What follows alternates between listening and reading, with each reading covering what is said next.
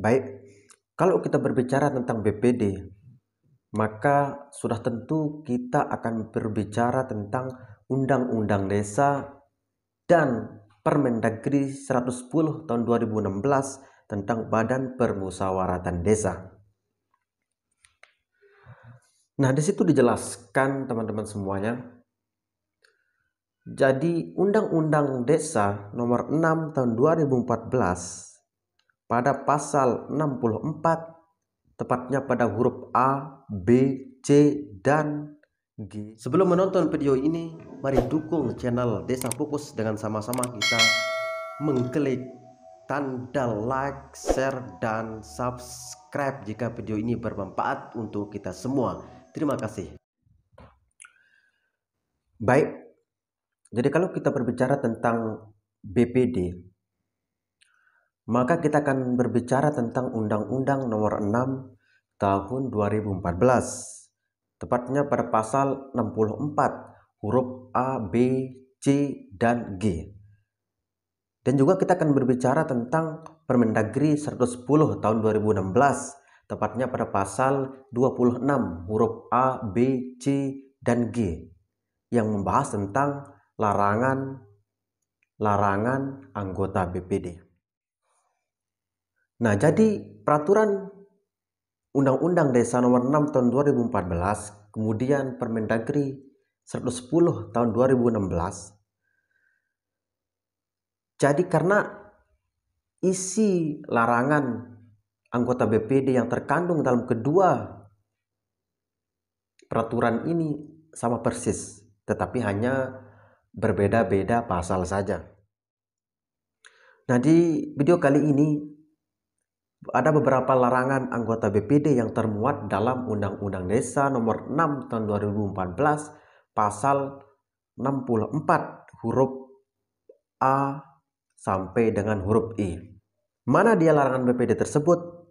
Nah, sekarang kita mulai. Yang pertama, jadi larangan BPD yang pertama itu adalah merugikan kepentingan umum, meresahkan kelompok masyarakat desa, dan mendiskriminasikan warga atau golongan masyarakat desa. Itu larangan BPD yang pertama. Kemudian yang kedua adalah melakukan korupsi, kolusi, dan nepotisme, menerima uang, barang, dan atau jasa dari pihak lain.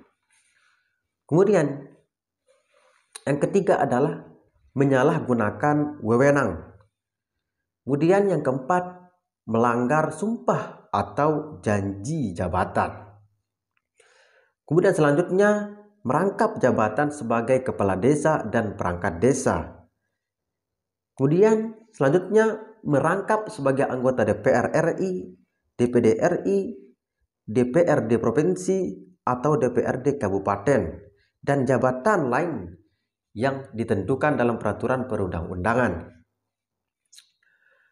Kemudian selanjutnya tidak diperbolehkan menjadi pelaksana proyek desa. Dan selanjutnya menjadi pengurus partai politik. Dan yang terakhir adalah menjadi anggota pengurus organisasi terlarang.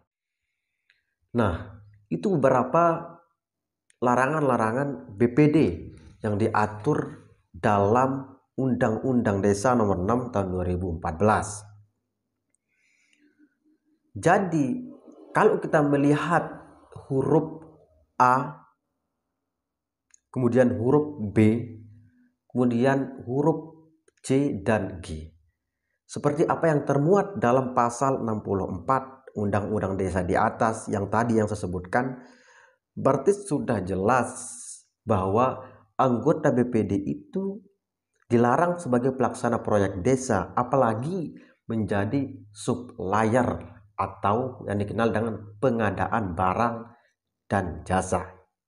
Itu sudah jelas diatur dalam Undang-Undang Desa pasal 64. Kenapa seperti itu? Karena kita tahu bahwa untuk pelaksana anggaran pengelola keuangan desa sebagaimana diatur dalam Permendagri 20 tahun 2018 di situ dijabat oleh sekretaris desa sebagai koordinator, kemudian kasih dan kaur sebagai pelaksana kegiatan, serta bendaharawan sebagai atau bendaharawan dijabat oleh kaur keuangan. Sedangkan untuk pengadaan barang dan jasa itu ditangani oleh tim pengadaan barang, dan itu sudah diatur dalam pasal 7 ayat 1 pada Permendagri 20 tahun 2014 yang isinya adalah sebagai berikut. Nah, sekarang kita akan bahas tentang isi daripada pasal 7 ayat 1 Permendagri nomor 20 tahun 2018. Jadi di situ dijelaskan bahwa kaur dan kasih dalam melaksanakan tugas sebagaimana dimaksud dalam pasal 6 ayat 4 dapat dibantu oleh tim yang melaksanakan kegiatan barang dan jasa yang karena sifat dan jenisnya tidak dapat dilakukan sendiri.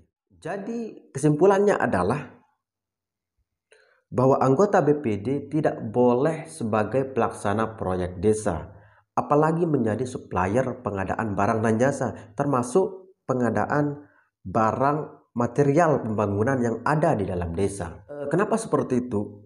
Karena hal itu jelas sudah tidak sejalan dengan apa yang termuat dalam Undang-Undang Desa dan Permendagri yang seharusnya anggota BPD itu berkewajiban mendahulukan kepentingan umum di atas kepentingan pribadi, kelompok dan atau golongan, dan juga tidak boleh mempengaruhi keputusan atau tindakan yang akan menguntungkan dirinya sendiri ataupun menyalahgunakan wewenang.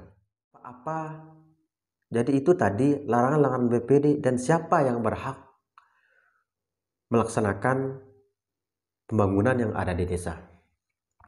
Nah, cukup sekian, jangan lupa untuk like, share, kemudian subscribe jika video ini bermanfaat untuk kita semua.